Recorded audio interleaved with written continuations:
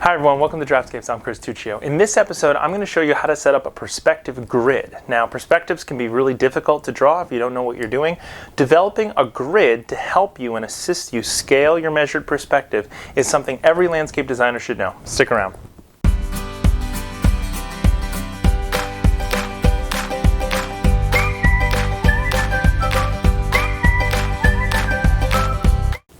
Okay everyone, so what we're going to do today is we're just going to draw the grid or the rubric through which we will use to create our measured perspectives. So this tutorial is just about the process in order to set up your grid that then you could keep in perpetuity for the purposes of drawing 1-point or 2-point perspectives. We're going to just do a simple 1-point perspective grid, and then we can overlay other pieces of paper on top of the grid in other videos to draw measured perspectives. So the purpose of this video is just how to set up the grid. So I'm on a piece of translucent bond.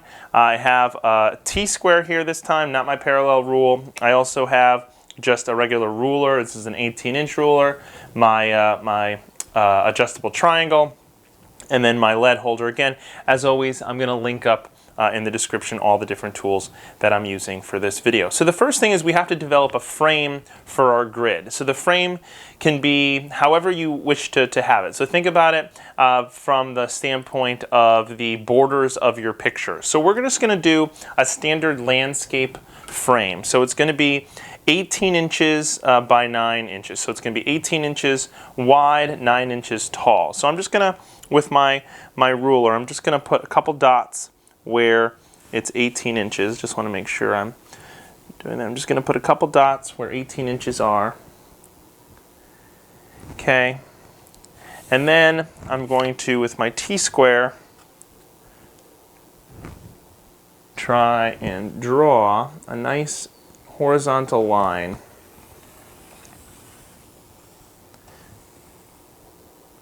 for that border. Okay.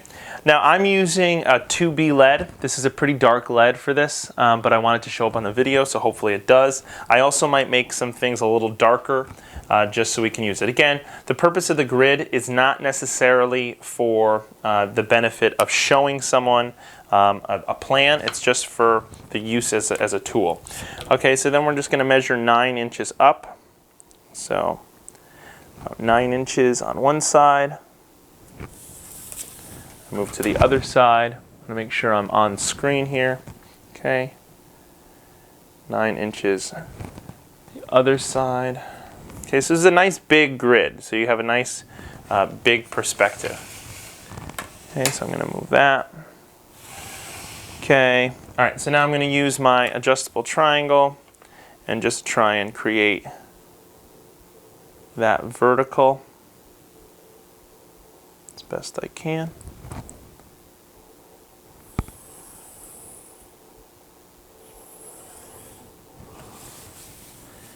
Now on the other side as well, I can move my stuff over.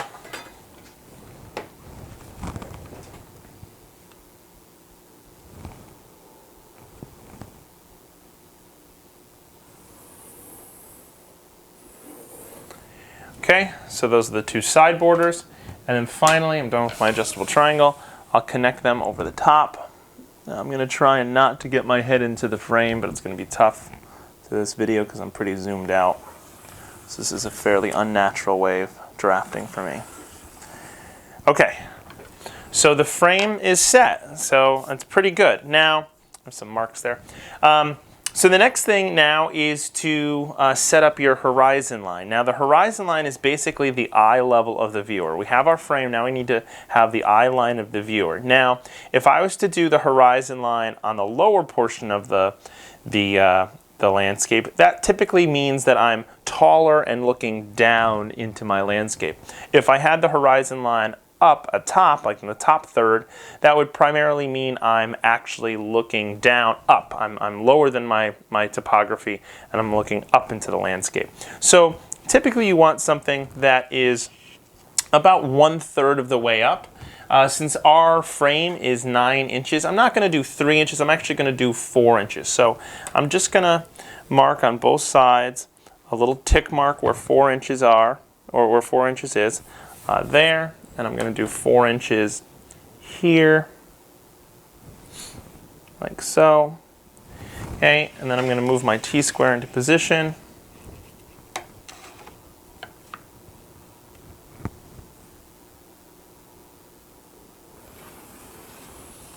And draw my line. Okay? All right, so now I have my frame and I have my horizon line. Then the next thing is your vanishing point. Your vanishing point is the point at which all of your ground lines and vertical lines will merge to. And this is where perspectives come into play. So a 1-point perspective, which is what we're going to do, is going to have one simple vanishing point. A 2-point perspective will have 2 separate vanishing points.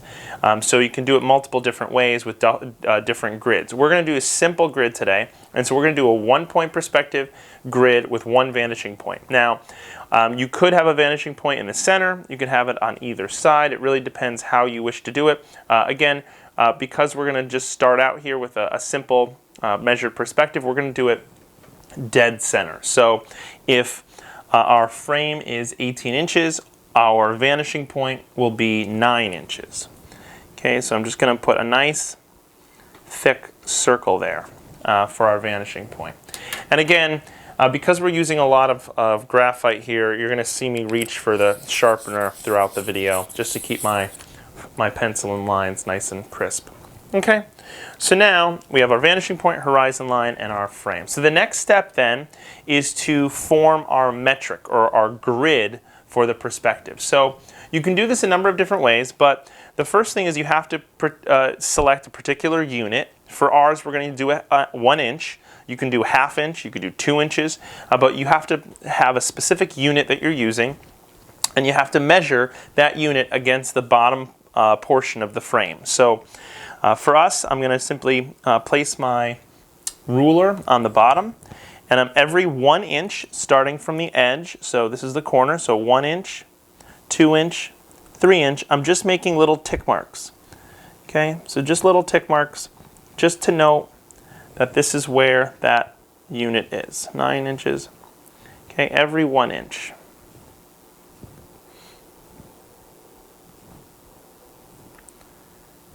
Okay, and I'm also going to do that on the vertical side as well. So I'm going to do that on one vertical side. So I just did the bottom, and I'm going to do the left-hand vertical the same way. So 1, 2, 3, 4 is the vanishing point, a lot of the horizon line, so I don't have to worry about that. 8 and 9. Okay. Now you could also go above and beyond. You can do tick marks on either side of it. So you can do tick marks on the left-hand side outside of the frame. You can do tick marks on the right-hand side outside of the frame. You'll see why in a second, because you're going to have more lateral lines that way.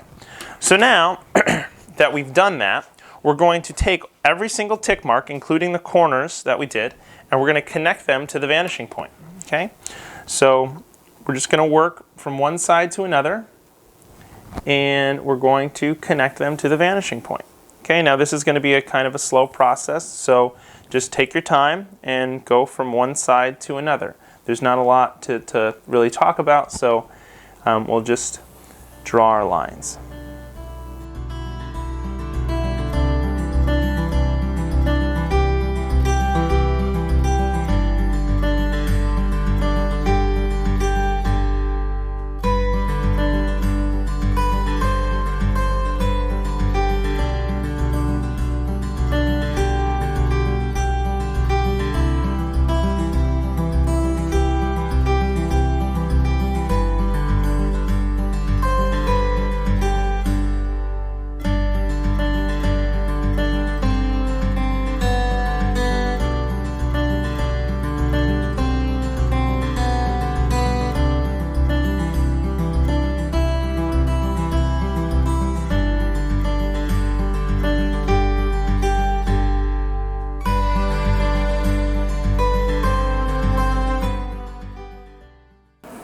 Okay, so now once you've done your ground lines, you can see they're all merging into the one vanishing point. You'll then take your straight edge, and we have the the ground lines separated in units laterally, but we also need to step back into the middle of the landscape. So what we'll do is, I think my ruler will just about not reach, so I'm going to reach for my T-square. We're going to simply draw a line, and this is going to be a line that's light. I want this to not be very dark, but I want you to be able to see it. So I'm going to do it a little darker than I would normally. We're going to draw a line from one corner, so the bottom left-hand corner, up to the top right-hand corner of our horizon line. So it's going to go from here to here. Okay? I'm going to flip my T-square around here so I could use it. And it's going to look like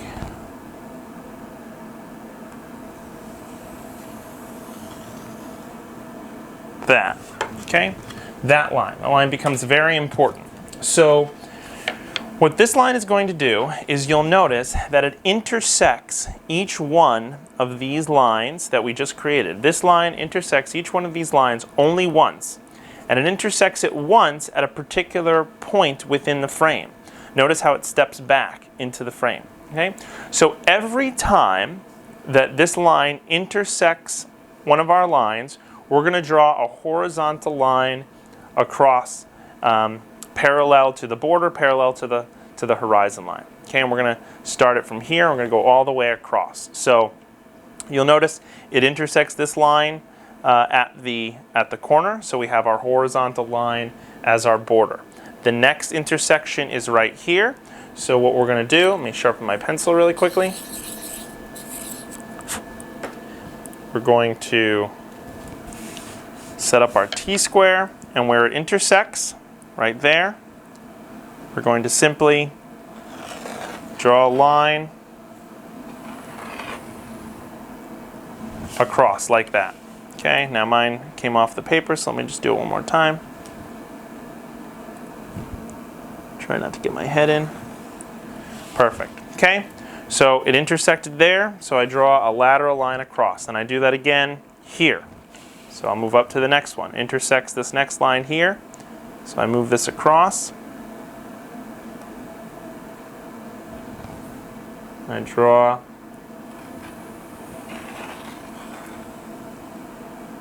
my lateral line. Okay, and I do that every single time it intersects. Okay, and I keep moving back, and you're going to have to sharpen your pencil a lot during this process because it's going to get quite dull and your lines are going to start to merge into each other. Okay? So that's the process.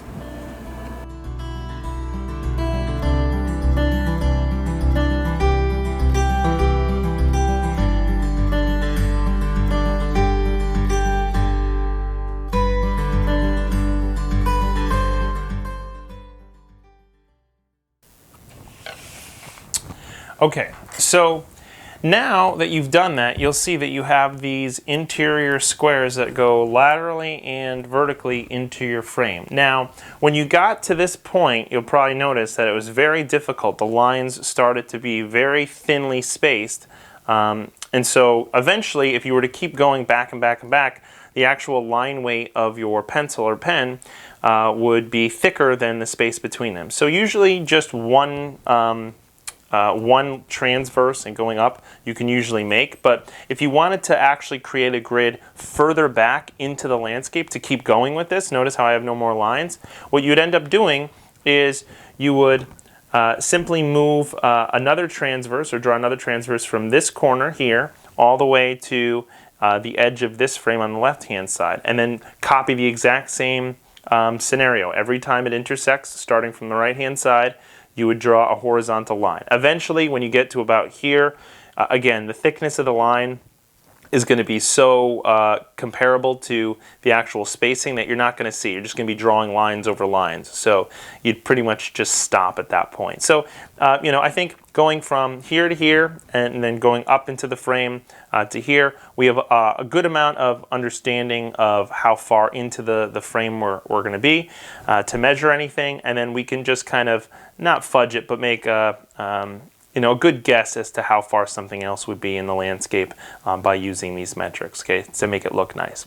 All right, so the next step then is to do the same thing with the vertical plane. So we're going to just start by connecting all of these ticks to the vanishing point. Before we do that, though, what I would say is make sure that this line in the corner is nice and dark, so you know that it's the interface between the ground plane and the vertical plane. So, if you need to use a pen for it, or you just want to, go back and forth a little bit with your graphite, please do that.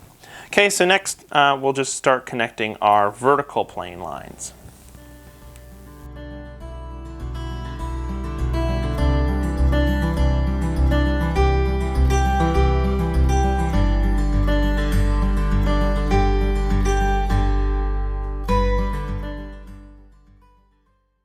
Okay, so we finished up our overall grid. We have our lateral plane with the units stepping both laterally and back into the frame, and then we just finished our vertical frame, our vertical grid, where we carried not only these tick marks to the vanishing point, but then we also connected these units up into the frame to create sort of this grid wall. So now the nice thing about this is done. If you've done it right, this is completely done. You can use it in perpetuity. You can use it for all your measured perspectives, for 1-point perspectives that you want to move to that vanishing point. Now, it was about a 15-20 minute process. It can go actually a little bit quicker if you get good at it. So you can do numbers of different grids. You can move your vanishing point over to here. You can move your vanishing point over to here. The process is exactly the same. The only difference is where the lines will be moved to, and you could find which one suits your landscape design best. And so the next thing to do is just see how we can actually use this for the purposes of drawing a measured perspective. Okay, so that'll be the next video. I'll see you there in a little bit.